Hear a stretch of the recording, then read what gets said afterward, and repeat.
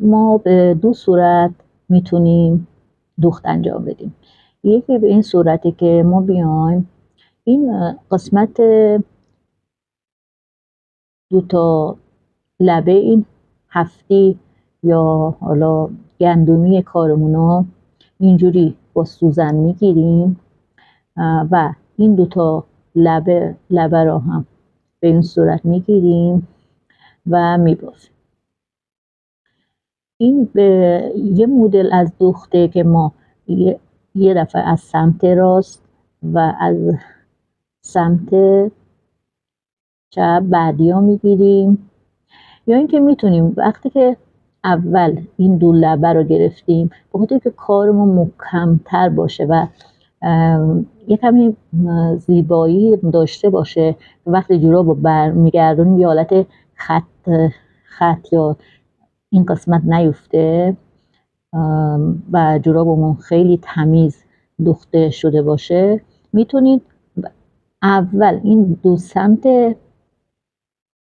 هفتیا رو بگیرید، موقع برگشت بیاین 2 لبه‌ای که به هم نزدیکن اینو بگیرید، که من معمولاً لباسای بچه‌ها و جورابا رو به این صورت دوخت میزنم که در آخر کارم این سمت روی کارم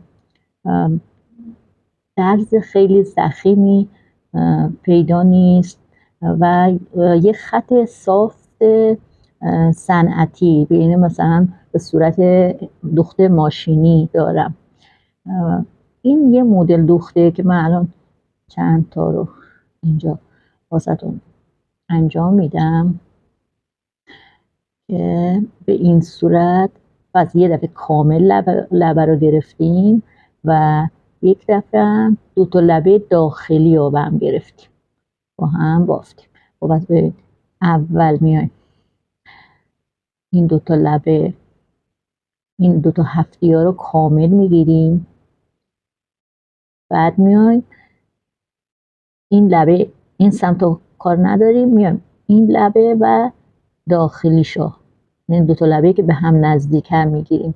این کار باعث میشه که کاملا این وسط جوراب کیپ بشه، اونجا یه خط یا یه درزی نداشته باشیم. این یه دوخته. هر دوختی که شما راحت تر هستین میتونین برای کارتون انجام بدین. شما امتحان کنید و ببینید که هر دوختی که راحت ترین و کارتون رو زیباتر میکنه انجام.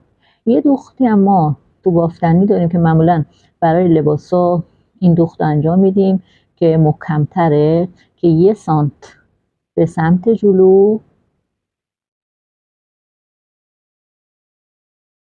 1 سانت به سمت جلو و نیم سانت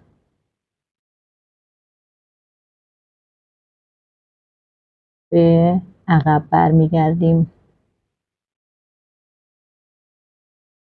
که این یعنی ما اینجا همین جایی که سوزنمون در اومده، اول وقتی 1 سانت به سمت جلو برگشتیم، از همین جایی که ما سوزنمون در اومده بود بیرون، دوباره میان به قسمتی که نخمون قرار داره سوزن رو ازش بیرون میکشیم که این یه دوخت صاف به ما میده.